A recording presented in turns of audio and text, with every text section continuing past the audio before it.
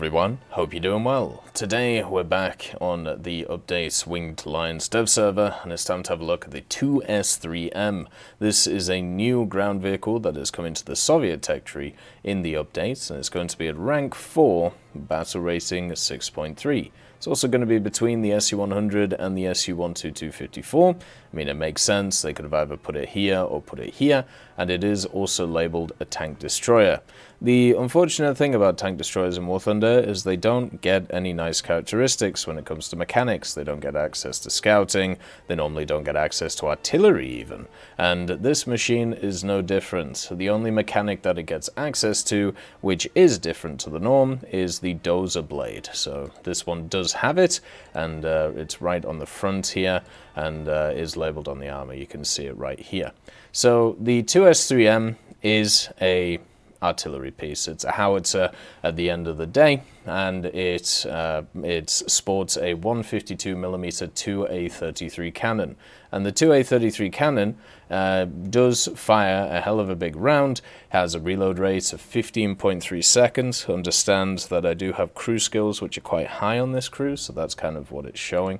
I will show you here what the standard reload is. The standard reload is 17.29 seconds, so you can get it down to 13.3. So still pretty long compared to a lot of vehicles you'll find at this BR, but not as bad as I thought it would be. I thought it would be around about 25 seconds, and so this actually does a lot better than that. The turret rotation is very slow, the gun depression is very bad, the gun elevation is very good though, and, well, armor, well, there isn't a lot, is there? You're basically talking about 30mm on the front and 15 on the sides and back, so you might even get machine gunned to death in this machine. One of the interesting things, though, is it does have an extra gun on it, the 7.62mm PKT machine gun. Normally, these howitzer types don't get an extra gun on them, but it's always nice to see it when it happens. Since it doesn't have a lot of armor, and it is on this large chassis, the weight isn't as drastic as it could be. It is only 27.5 tons,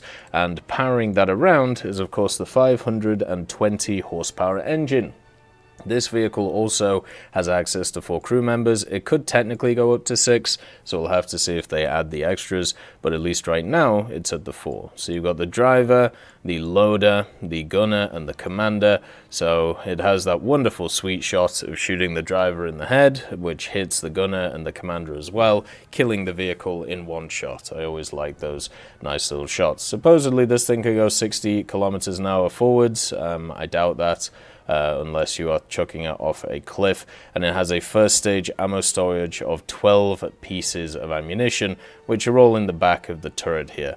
So if you aren't interested in going for this shot, you can shoot the loader in the face and you can hit the wonderful charges behind his head and make the whole thing go pop and have a little bit of fun with it. The other nice little thing about this vehicle is actually its ammunition choices. Surprisingly, this has a ton of choices, which normally you don't get with SPHs or SPAs. Normally you get only some HE, and that's really about it. But with this, you get the HE, the OF540, which will be the stock round. It doesn't have the biggest explosive mass, doesn't have the biggest pen or muzzle velocity, but it'll do okay.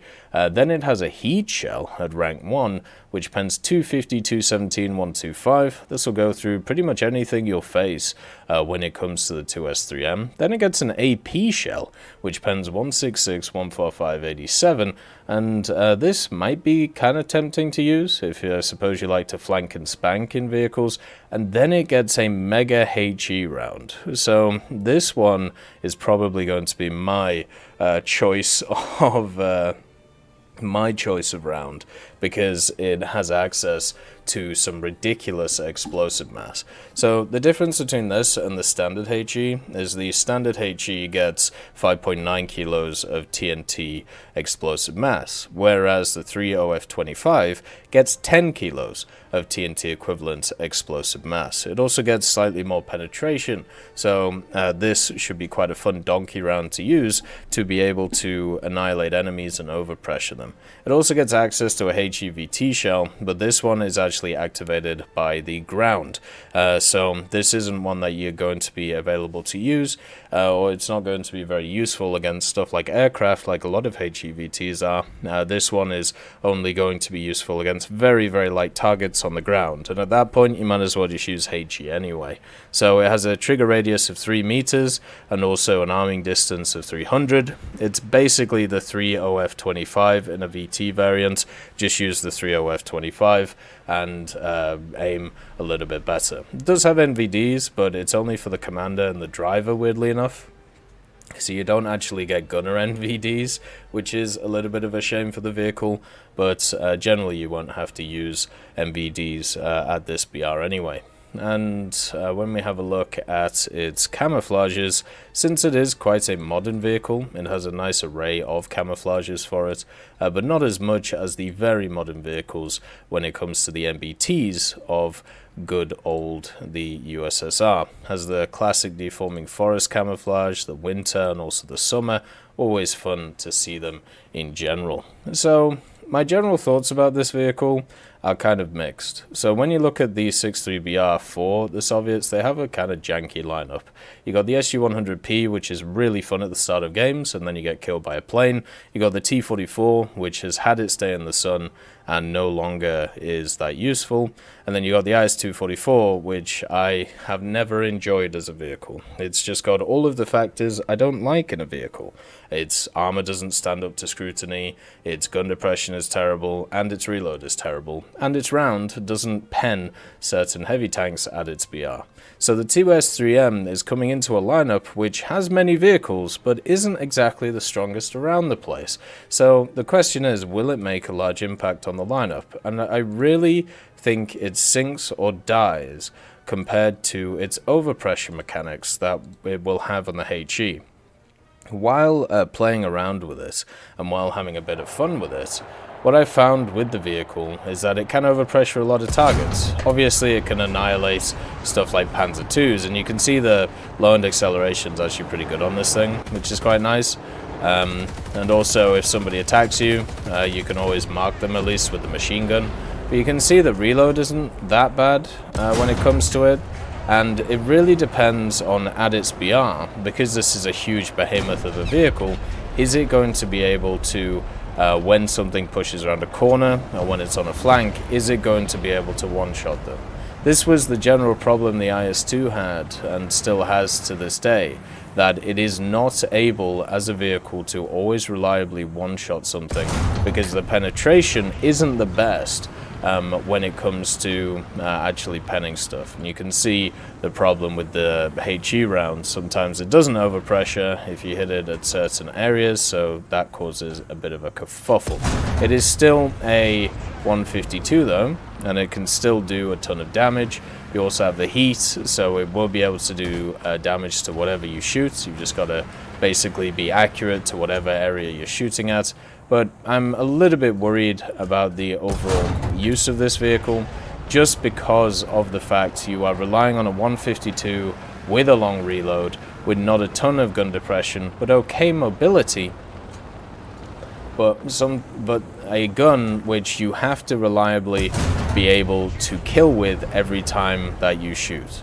And there are some vehicles in the game which are like that. You know, the FV4005, it's very hard not to kill a target with that machine. You have to work incredibly hard nowadays to not kill something. Whereas when it comes to this gun, I feel like it's not going to be the case that it's going to be as reliable as something like the FV4005.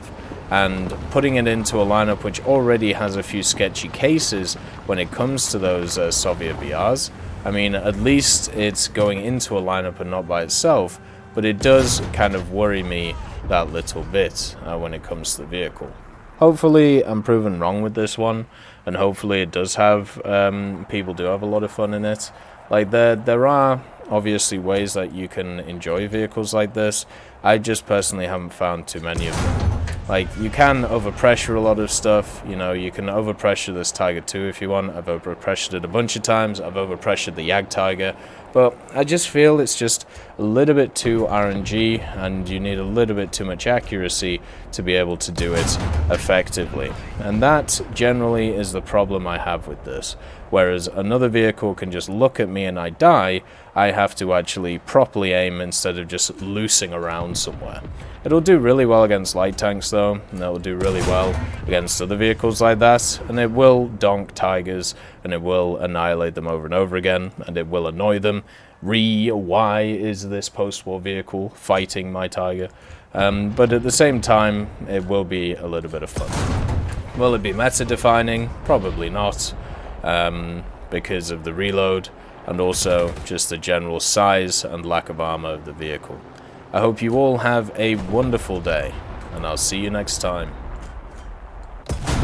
I'd just like to thank Professor X 1718, Orangetail, Sakoshi Tiger, BRFC 15, Teddy, John Ryman, Universe A, Eugens Terry, Ambrosius McClellan, Daniel Stanton, Martinez, B. Young, and then Kyle Kin, Barine, Lafouche, and also Samuel Slick for supporting the channel.